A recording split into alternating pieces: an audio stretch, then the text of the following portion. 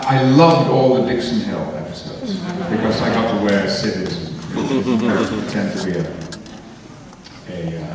San Francisco cop, detective. There's a new project. Dick. What? That's a new project. Dixon Hill the movie.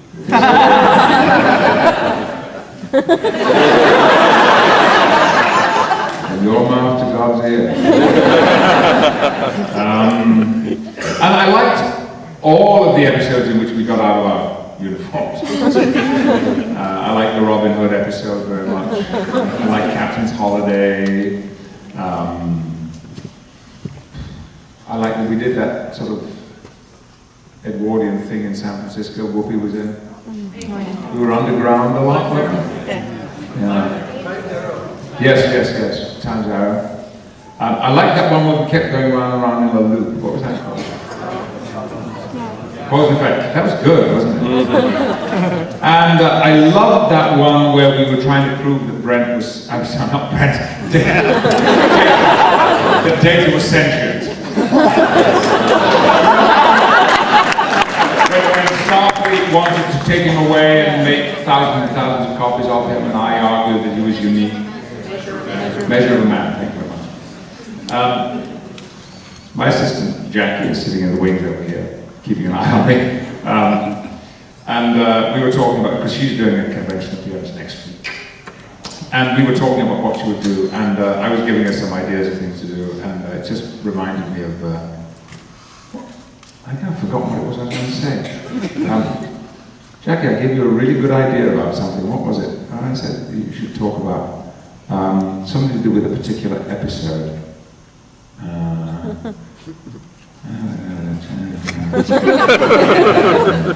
Oh yes. I remember. You don't mind if I tell this to you. It won't steal your thunder because it's in Germany where you're going to be.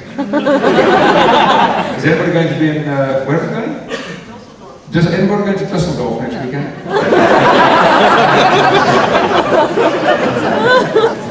I stayed earlier this year, January actually, I stayed at a very fancy spa in Southern California.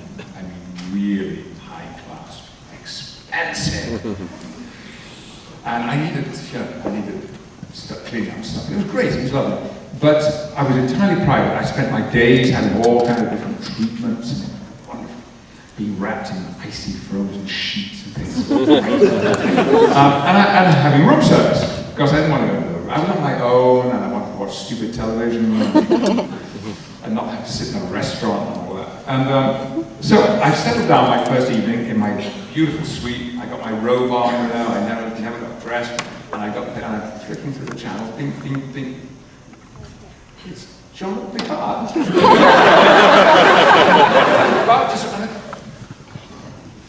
I don't remember that.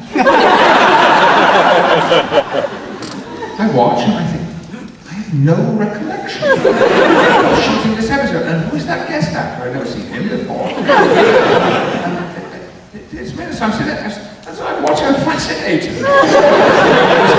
And bing bong, the doorbell goes, and it's my supper.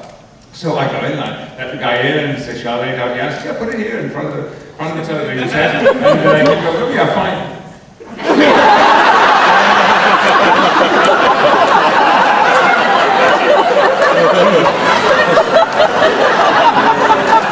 I knew that he went back to the kitchen and said, I have just witnessed the saddest thing.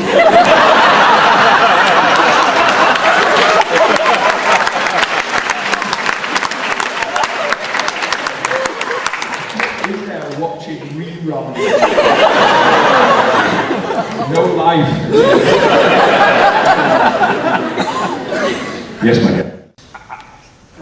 I was never in New York at that time, but it's true.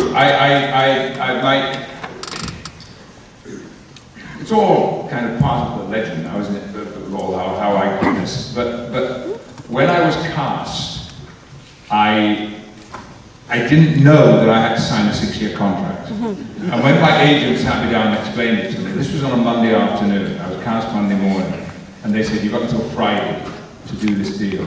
I said, I can't do 6 years. I've got things to do. I've got a career and a life, and I can't do. And everybody said to me, don't worry, because it's never going to run. You've been past the first season. And I did it. I signed the contract on the basis of all that advice that everybody gave me, which is this series is a failure.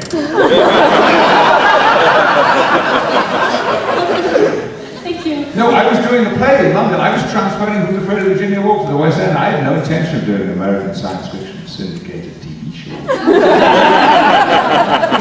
Yes.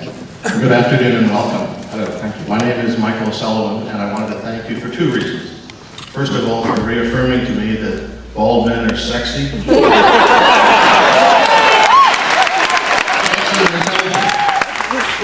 And secondly, I've been married for 20 years, and my wife has a great deal of admiration for you. And for some time now, I've been trying to convince her that getting hot and sweaty 5 or 6 times a week is actually very good for my heart, and I think you may have convinced her.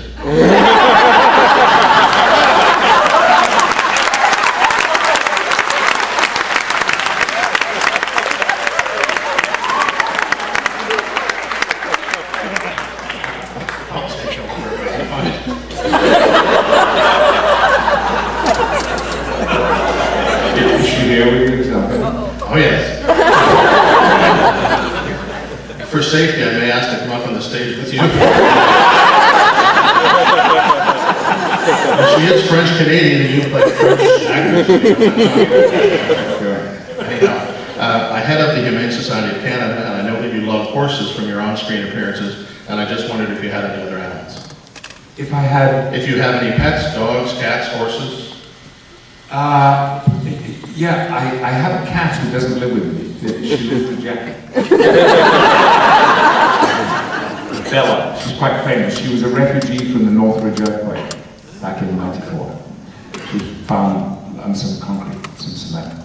And I love horses. In fact, here's the irony. I was cantering.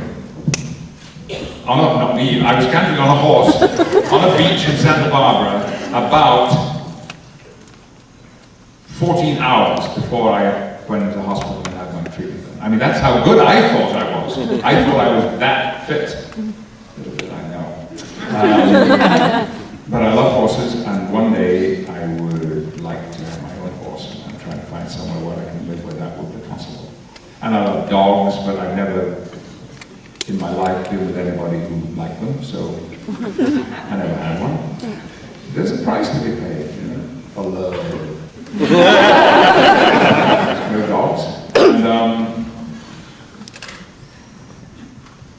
And I'm a diver. I do scuba, so I love everything underwater. It's great. Animated. Anime has been my primary occupation for the past 9 months. I've done 1, 2, 3, 4 movies, none of which, of course, come out. It's a long process. You can all look forward to Bambi 2. The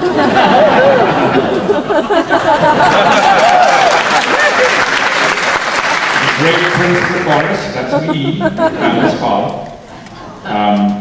Do you know the work of Miyazaki, the Japanese? Oh, yeah. Spirited Away. Spirited Away.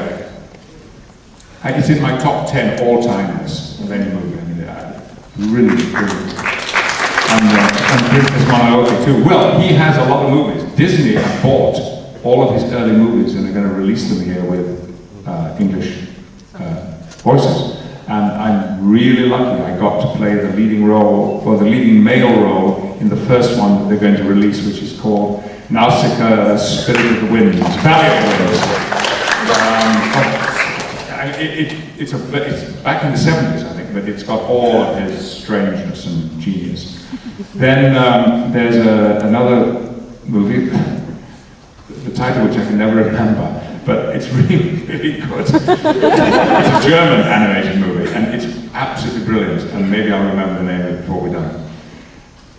And I have just finished, just a couple of weeks ago, a week's work on an extraordinary Japanese animated movie called Steve Manchester and London, England. And I play an inventor. It's again the sort of leading role. In fact, my son is played by the wonderful actor Fred Molina. Do you know Fred? Fred and I worked together in the Royal Shakespeare Company back in the 70s, and now here we are again, working together in this. It's great. And, oh, we did the other little, Trivial Pursuit moment. The three leading characters are played by Fred Molina, Anna Paquin, and me. And Steam Boy, look out for it. It is unlike any animated movie you've ever seen before. So this is what I've been doing a lot of, and I love it. But it wasn't really brutal at all. Not the first one that I did. People were kind of still being nice to me. Directing those 6 episodes really saved me in those last years of Next Generation, because it was hard to stay focused, you know, during that time. And having those episodes to direct made such a difference to me. I loved every moment of directing. I was terrified. Fear is good though, you know. I think sometimes we stop being scared on Next Generation. And fear it was good to drive through those gates of Paramount and be nervous again. And I was. I mean, I'll never forget that first morning walking on there and everybody looking at you, because you're expected to know what's going to happen next if you're the director. One of them I remember struggling with, but the others were, and I was very lucky that I got a marvelous script for my first one, and it was a data script too, so I got to work very closely with Brent. What was it called? In Theory. And I loved, of course, directing the Western. Everybody hated me for that, all the real directors and all us directors, because we all knew there was a Western coming up. But they don't sign these episodes. It just happens to be they got a line with directors on, and then they got a line with projected episodes, and whichever is the next one ready, the next director gets it. And I just happened to get Fistful of Data, which was wonderful. Wonderful. Never forget that. My one day at Warner Brothers shooting on their back lot on their Western town was one of the great days of my life. But that's it. I haven't done any directing since Star Trek ended, so it's been 10 years now. I keep up my membership with the DGA, and I have a project that I've wanted to do for a long time. Jonathan and I were having lunch the other day, and we both agreed that it might just be that directing movies might just be the best job in the world. When you've got it, when you're actually doing it. Thank you. It was, I seem to keep saying this, I've just been so lucky in my life. It was one of the best experiences of my life. And I was scared. We only filmed, that was 3 days work, that's all it took. Usually it's 4 days to shoot Fraser. They did this in 3 because they had a day off, holiday. I was so frightened. Arriving, I just filmed at Paramount, it's my home, it's my studio.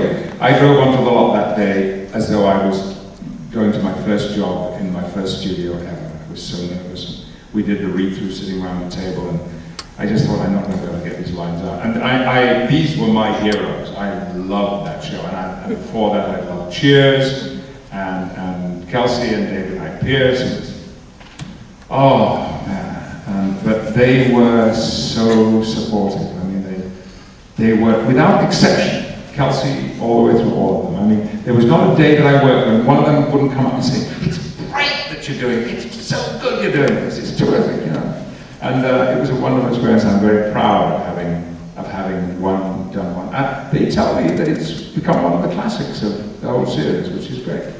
So I'm proud to be part of that and to have played that character. And I'd love to do some more half hour. I really, really would, if I could find the right material. They only work 3 days a week. I once met Ted Danson when they were shooting Cheers, because they shot on the Paramount lot. He said to me, "God, you look terrible." And I said, "Boy, we're working these 14-hour days, day after day. This dialogue, I've got to learn this dialogue." And he said,